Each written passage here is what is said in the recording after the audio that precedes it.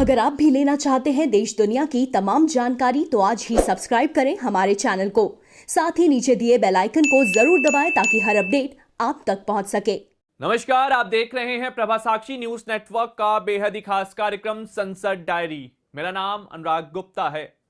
राष्ट्रपति के अभिभाषण पर धन्यवाद प्रस्ताव के जवाब के बाद बजट पर चर्चा शुरू हुई और विपक्षी दलों ने सवाल खड़े किए, तो वहीं सत्ता पक्ष के सांसदों ने कोरोना काल में वित्त मंत्री निर्मला सीतारमण द्वारा पेश किए गए बजट की सराहना की और देश हित में बताया। वहीं प्रधानमंत्री ने लोकसभा में राष्ट्रपति के अभिभाषण पर धन्यवाद प्रस्ताव पर हुई चर्चा का जवाब विपक्षी दलों के बहिर्गमन के बीच में दिया। प्रधानमंत्री का भाषण किसान आंदोलन पर केंद्रित रहा। सुनिए उन्होंने क्या कुछ कहा। जहां तक आंदोलन का सवाल है, दिल्ली के बाहर हमारे जो किसान भाई बहन बैठे हैं, जो भी गलत धारणाएं बनाई गई, जो अफवाहें फैला गई, उसके शिकार हुए हैं। लेकिन मेरा पूरा भाषण बोलने के बाद सब कीजिए, आपको मौका मिला था।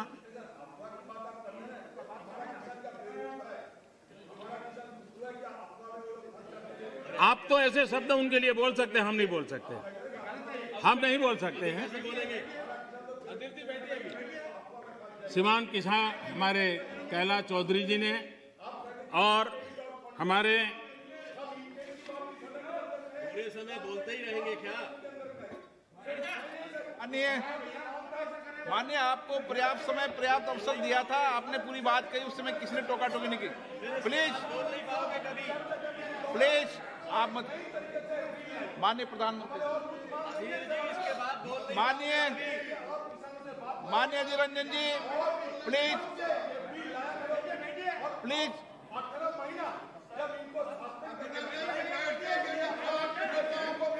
माननीय Adhir Ranjan ji, please please please please please please please. देखिए, मैं कितनी सेवा करता हूं आपकी। आपको जहां रजिस्टर करवाना था हो गया।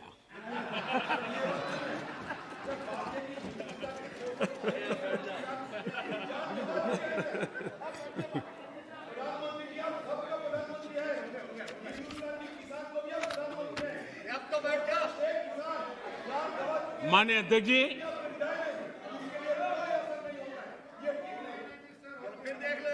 माननीय अध्यक्ष जी, आंदोलन कर रहे सभी किसान साथियों की भावनाओं का ये सदन भी और ये सरकार भी आदर करती हैं, आदर करती रहेगी। और इसीलिए सरकार के वरिष्ठ मंत्री, जब ये आंदोलन पंजाब में था तब भी और बाद में भी, लगातार उनसे वार्ता कर रहे हैं, किसानों के प्रति सम्मान भाव के साथ कर रहे हैं, आदर भाव के साथ कर रहे हैं। और इसलिए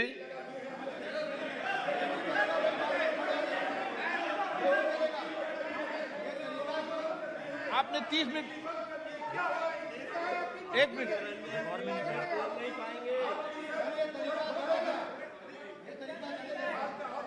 आपका कोई रिकॉर्ड में, जरा बैठिए।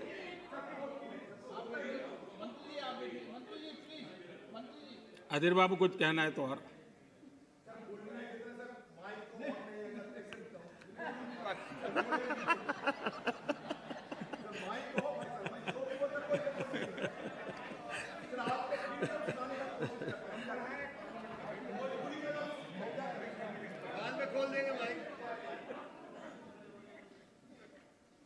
माननीय अध्यक्ष जी, बीच बीच में जरूरी होता है सब। लगातार बातचीत होती रही है और जब पंजाब में आंदोलन चल रहा था उस समय भी हुई है, दिल्ली आने के बाद हुई, ऐसा नहीं है। बातचीत में किसानों की शंकाएं क्या है वो ढूंढने का भी भरपूर प्रयास किया गया। उनसे लगातार कहा गया कि भाई अपन एक एक मुद्दे पर चर्चा करें, और नरेंद्र सिंह जी तोमर ने इस विषय में विस्तार से बताया भी है राज्यसभा में। तो क्लोज बाय क्लोज चर्चा करने के लिए भी तो कहा। और हम मानते हैं कि अगर इसमें कोई कमी हो और सचमुच में किसान का नुकसान करते, उसमें बदल करने में क्या जाता है जी। ये देशवासियों के लिए है। अगर कोई निर्णय करते हैं तो किसानों के लिए है, लेकिन हम इंतजार करते हैं, अभी भी हम इंतजार करते हैं कि वो अगर कोई चीज स्पेसिफिक बताते हैं और अगर वो कन्विंसिंग है तो हमें कोई संकोच नहीं है। और इसलिए हम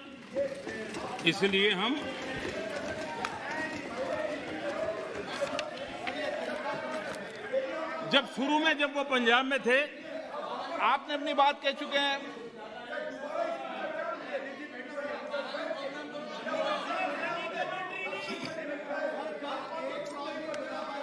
एक मिनट बोल दिया ना, नहीं ऐसा ठीक नहीं है। आपको पर्याप्त समय पर्याप्त अवसर मैंने दिया था, किसी ने टोका टोकी नहीं की थी। नहीं माननीय सुरेश जी प्लीज बैठिए, प्लीज। नो, ये तरीका नहीं है, नहीं, no.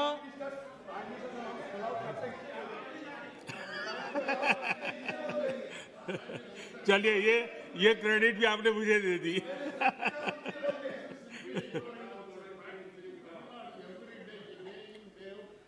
Mister Balu please, please.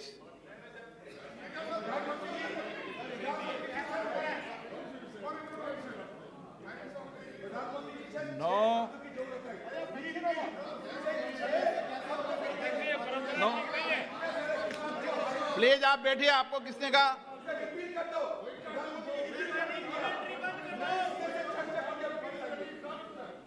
TR Balu ji please, please please please, आपको मैं पर्याप्त समय पर्याप्त अवसर देता हूं। Please please sit down. माननीय प्रधानमंत्री जी, आपका कोई नोट नहीं हो रहा। माननीय प्रधानमंत्री,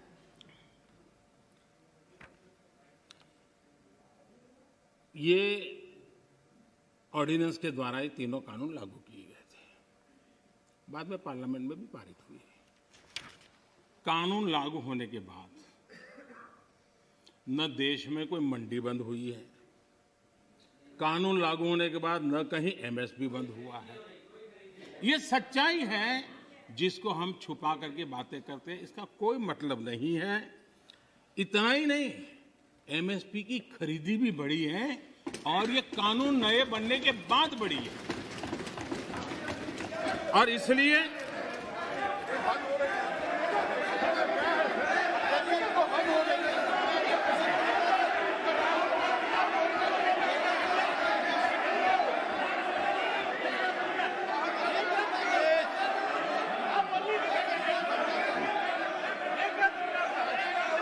प्लीज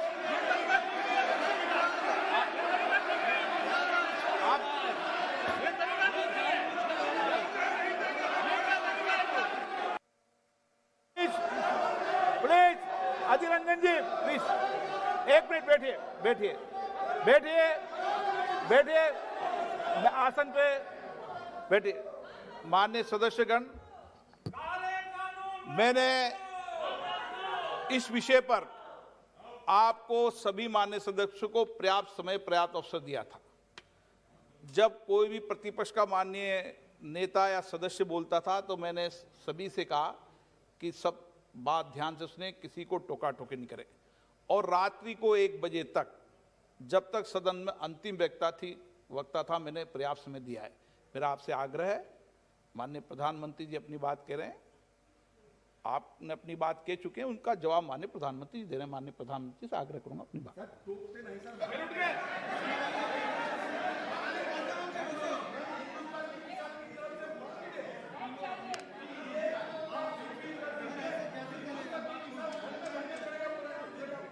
प्रधानमंत्री,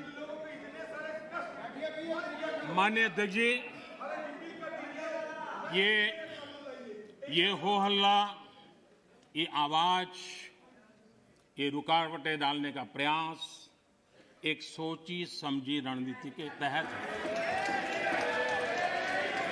और सोची समझी रणनीति ये है कि जो झूठ फैलाया है, जो अफवाहें फैलाई हैं, उसका पर्दाफाश हो जाएगा, सत्य वहां पहुंच जाएगा तो उनका टिकना भारी हो जाएगा।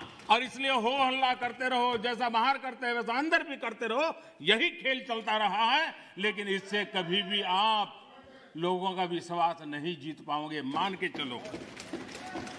माननीय अध्यक्ष जी, ऑर्डिनेंस के बाद और पार्लियामेंट में कानून बनने के बाद किसी भी किसान से मैं पूछना चाहता हूं कि पहले जो हक उनके पास थे, जो व्यवस्थाएं उनके पास थी, उसमें से कुछ भी इस नए कानून ने छीन लिया है क्या? इसकी चर्चा, उसका जवाब कोई देता नहीं है। सब कुछ वैसा का वैसा वो है पुराना। क्या हुआ है? एक अतिरिक्त विकल्प व्यवस्था मिली है, वो भी क्या कंपलसरी है? किसी कानून का विरोध तो तब मायना रखता है कि जब वो कंपलसरी हो।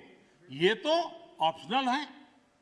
आपको मर्जी पड़े यहां जाना है जाइए, आपको मर्जी पड़े वहां नहीं जाना है वहां जाइए, जहां ज्यादा फायदा हो वहां किसान चला जाए, ये व्यवस्था की गई है। और इसलिए प्लीज अधीर रंजन जी, अब ज्यादा हो रहा है।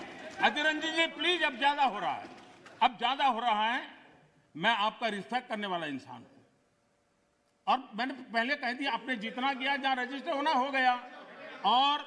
और बंगाल में भी टीएमसी से ज्यादा पब्लिसिटी आपको मिल जाएगी। बाबा क्यों इतना? हाँ दादा, देखो मैं बता दिया, चिंता मत करो, मैंने बता दिया।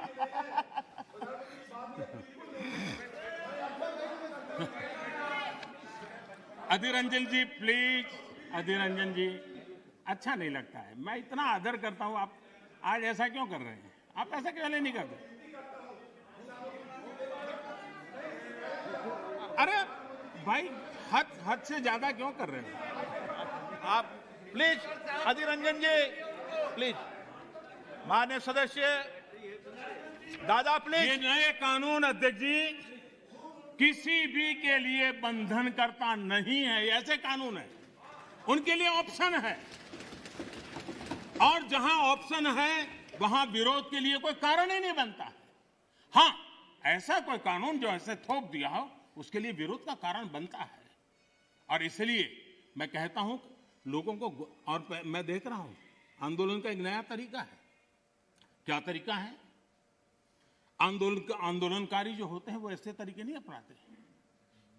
आंदोलनजीवी होते हैं वो ऐसे तरीके अपनाते हैं, और वो कहते हैं ऐसा हुआ तो ऐसा होगा, ऐसा होगा तो ऐसा होगा, ऐसा होगा तो ऐसा होगा।